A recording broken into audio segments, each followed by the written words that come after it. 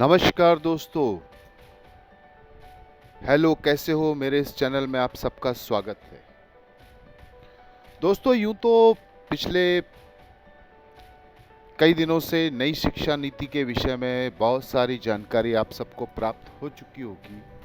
Social media, समाचार पत्र, TV, बहस, डिबेट वगैरह वगैरह के माध्यम से। परंतु आज जो बात मैं आपको इस चैनल के माध्यम से बता रहा हूं, आप जब इस पे गौर करेंगे तो आप खुद चौंक जाएंगे कि ये कैसे हुआ। दरअसल नई शिक्षा नीति 2020 और प्राचीन शिक्षा नीति जो भारत की थी, नई शिक्षा नीति उसकी हूबहू कॉपी है। जी हां, आप चौंक जरूर गए होंगे कि ये कैसे हो सकता है। दरअसल मैं प्राचीन शिक्षा नीति जो कहा है उसे प्लीज मैकाले या वुड या हंटर कमेटी से ना जोड़े। मैं तक्षशिला से भी पहले की बात कर रहा हूं, जब शिक्षा के 5 मूलभूत सिद्धांत होते थे, जिसे आगे चलकर रोमन ने, ग्रीस ने, अमेरिका ने, रूस ने, चीन ने अपने अपने तरीके से अपनाया और अप्लाई किया। वो 5 सिद्धांत क्या थे?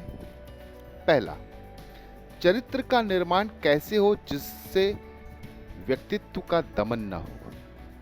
दूसरा, व्यक्तित्व का विकास कैसे हो जिससे समाज को हानि न हो। तीसरा, सामाजिक कर्तव्यों की जिम्मेदारी ऐसी हो जिससे समाज में भला हो। चौथा, सामाजिक दक्षता ऐसी हो जिससे समाज में खुशियां हो। पांचवा, संस्कृति का संरक्षण और प्रसार हो जिससे पीढ़ी दर पीढ़ी अपने देश के इतिहास की जानकारी हो। ये मूलभूत बातें हमारे सबसे अत्यंत प्राचीन और दुर्लभ शिक्षा नीति की थी। सोचिए कितनी बेहतरीन और खूबसूरत बातें थी। क्या ये आज मौजूद हैं? आप सोचिए, हमने क्या क्या नहीं खोया। गौर से सोचिए। जैसा कि आप सबको पता है कि 4 सबसे प्राचीन विश्वविद्यालय थे हमारे, क्रमशः तक्षशिला, नालंदा, विक्रमशिला, वल्लभी। इन्होंने अपनी बेसिक लाइन इन्हीं 5 सिद्धांतों पर रखी, जिसे हम बुनियाद कह सकते हैं। तो अब शुरू करते हैं नई शिक्षा नीति वर्सेस पुरानी शिक्षा नीति। ठीक है? जैसा कि आपको विदित है कि नई शिक्षा नीति में बोला गया है कि क्लास 5वीं तक मातृभाषा में शिक्षा दी जाएगी, जिसमें पढ़ने, लिखने और बुनियादी योग्यता पर जोर। यही बात कही गई है नई शिक्षा पद्धति में। पुरानी शिक्षा नीति में क्या होता था? घर में रहकर बच्चों को बेसिक शिक्षा की दी जाती थी, जिसमें क्रमशः अक्षर ज्ञान, मात्रा का अभ्यास, व्याकरण की प्रारंभिक जानकारी, गिनती का ज्ञान, पढ़ाने का तरीका वगैरह वगैरह। बच्चे को पहले घर में यही सब उसकी मातृभाषा में सिखाया जाता था। चौंक गए आप? कितनी समानता इसमें। अब चलते हैं दूसरी बात पे। नई शिक्षा नीति कहती है 5 धन 3 धन 3 धन 4, मतलब 5 + 3 + 3 + 4। यही है नया कॉन्सेप्ट। चलिए इसको भी डिकोड करते हैं। प्राचीन काल में गुरुकुल में प्रवेश की उम्र क्या होती थी? अमूमन 10 साल या 11 साल। क्यों? क्योंकि तब तक बच्चा अपनी बहुत सी सामान्य दैनिक कार्यकलाप खुद से करने लगता है, जैसे अभी आज भी बच्चे वैसे ही करते हैं, और उसमें जिज्ञासा जागरूक हो चुकी होती है कुछ नया सीखने की। उस समय चूंकि वेद, पुराण, पांडुलिपि और जो शिक्षा का जरिया वाली जो भाषा थी वो संस्कृत थी, तो सबसे पहले गुरुकुल में उसे भाषा के प्रति जागरूक किया जाता था, क्योंकि उसकी पहली शिक्षा मातृभाषा में ली थी उसने। तो संस्कृत में उसका समग्र विकास हो, उसके लिए सूत्रपट और धातुपट का ज्ञान, फिर पाणिनि का व्याकरण ज्ञान, 3 साल यह चलता, और इसके बाद अगर उसका उसमें परफॉर्मेंस अच्छा होता था तो सूक्ष्म और संक्षिप्त अध्ययन आमतौर पर 5 साल चलता। इसमें वती सूत्र पुस्तक भी थी, व्याकरण के अलावा अन्य विषय भी पढ़ने हैं। यह सब याददाश्त के प्रशिक्षण का हिस्सा हुआ करते थे और उसमें बच्चे दिल से सीखते थे। गद्य और पद्य के अध्ययन के बाद तर्क और तत्व मीमांसा पर भाग लेते थे। नई नीति में विद्यार्थी को त्रिभाषा विकल्प चुनने का अवसर मिलेगा, जिसमें संस्कृत को एक विकल्प रखा गया है। अब इस नई शिक्षा नीति पर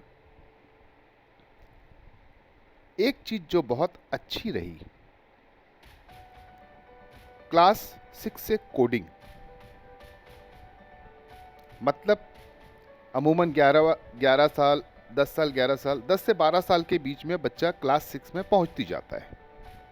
वहां संस्कृत थी, यहाँ कोडिंग है। कोडिंग में क्या बोलते हैं?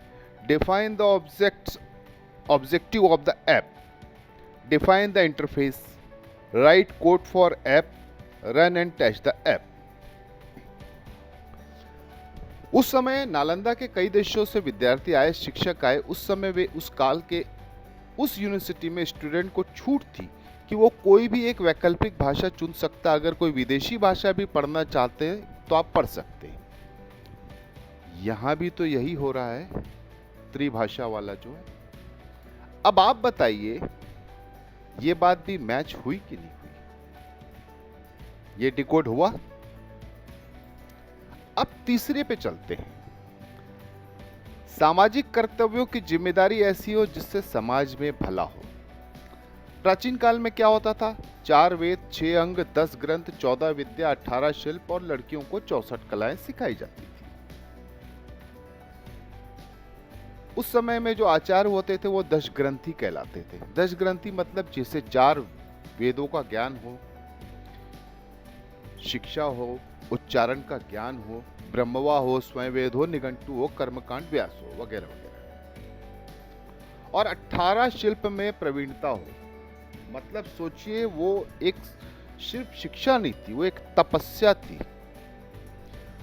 और निस्वार्थ भाव से जब शिक्षा प्राप्त करके वो समस्त समाज का कल्याण करता, तो सोचिए उस समय में कितने निखर के आते होंगे उनके विद्यार्थी। अब रही सवाल 18 शिल्प, मैंने इसका जिक्र किया। वो 18 शिल्प क्या है?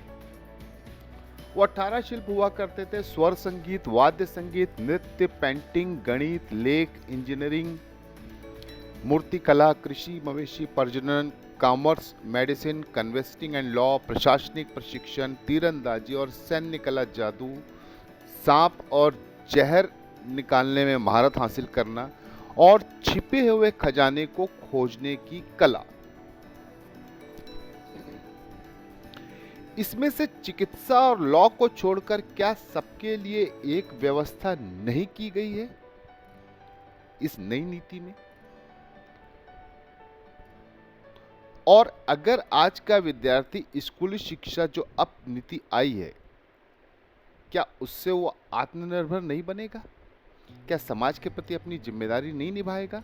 अगर उसे अपनी बहुआयामी कौशल को निखारने का अवसर प्रदान किया जाए तो क्या समाज का भला नहीं होगा? बोलिए। तो ये तीसरी बात भी आपकी पूरी की पूरी बराबर बैठती है।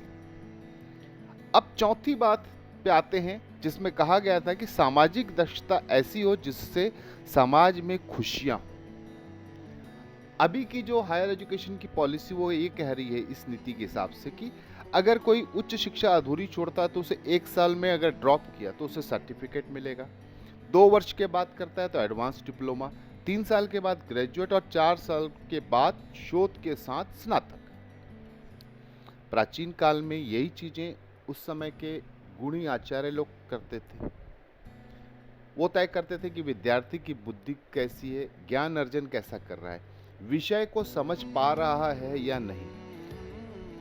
अगर उस विद्यार्थी के आकलन से आचार्य को लगता तो उसे उस कोर्स को छोड़ने को कह देते और फिर उसे 18 शिल्प में से जिसमें उस विद्यार्थी की रुचि ज्यादा होती उसे चुनने की सलाह देते। वही कॉन्सेप्ट। अब आप बताइए, कोई अपनी मजबूरी से ग्रेजुएट नहीं हो पाता है तो इन 18 शिल्प में से किसी न किसी में अपनी खूबी तो वो रखता ही होगा। वही आगे चलकर एंटरप्रेन्योरशिप को अंजाम देगा, तो समाज में जब वो अन्य लोगों को कार्य देगा तो खुशियां बांटेगा कि नहीं? सही है या नहीं है, आप खुद विवेचना कीजिए। अब आते हैं अंतिम बात पर, जो है संस्कृति का संरक्षण और प्रसार हो, जिससे पीढ़ी दर पीढ़ी अपने देश का इतिहास का ज्ञान हो। इस नई नीति में क्या कहा गया है? पाली, फारसी और प्राकृत भाषा के राष्ट्रीय संस्थान बनाए जाएंगे। अब आप मुझे बताइए, इस देश के इतिहास में 12वीं शताब्दी से पाली भाषा चली आ रही है। प्राकृत भाषा 600वीं ईसा पूर्व से 600 ईस्वी से 1000 ईस्वी तक थी। फिर आई फारसी। फारसी में मुगलों ने 1525 से सन 1803 तक इस देश पे राज किया। उस समय में उनकी भाषा फारसी हुआ करती थी। अब आप बताइए, प्राचीन शिक्षा काल में 18वां और आखिरी शिल्प क्या था? छिपे हुए खजाने को खोज निकालने की कला में महारत हासिल कराना। हमारे देश में कई जगह पे खुदाइयाँ होती हैं तो हमें बहुत सारे आर्टिफैक्ट मिलते हैं, पांडुलिपियाँ प्राप्त होती है, ताम्र पत्र, कांस्य पत्र, सिक्के प्राप्त होते हैं, जो उस पे जो भाषा लिखी उसका किसी को ज्ञान नहीं हो पाता है। ये तीनों भाषा में अगर लिखे हुए कोई आर्टिफैक्ट मिलते हैं तो क्या इतिहास में जो चीजें मौजूद हैं वो सबके सामने नजर आएगी कि नहीं? बताइए आप मुझे। लेकिन एक जो सबसे बड़ा गेम चेंजर है इस नई नीति में, वो है टीचर का वैल्यूएशन होगा प्रभावकारी और पारदर्शिता की प्रक्रिया से, और कई एजेंसी के द्वारा इनका आकलन और योग्यता के आधार पर इनकी व्याख्या की जाएगी। अब टीचर्स का इम्तिहान और हम गुरु ऐसे मिले जिसका आकलन विद्यार्थी भी करे, ताकि इस देश में हमारे गौरवशाली शिक्षकों की जो श्रेणियां हुआ करती थी, जिसमें जीवाका, नागार्जुन, वसुबंधु, दीननागा, पद्मसंभव और महान कौटिल्य उर्फ चाणक्य पुनः प्राप्त हो सके। क्या ऐसा हो नहीं सकता? क्योंकि अब तक जो हुआ उसे इस वाक्य से समझिएगा कि राजसत्ता के हाथों बिकी हुई शिक्षा और स्वर्ण खंडों से खरीदा गया प्रेम भोग की वस्तु हो सकती है, पर आत्मिक विकास की नहीं। धन्यवाद।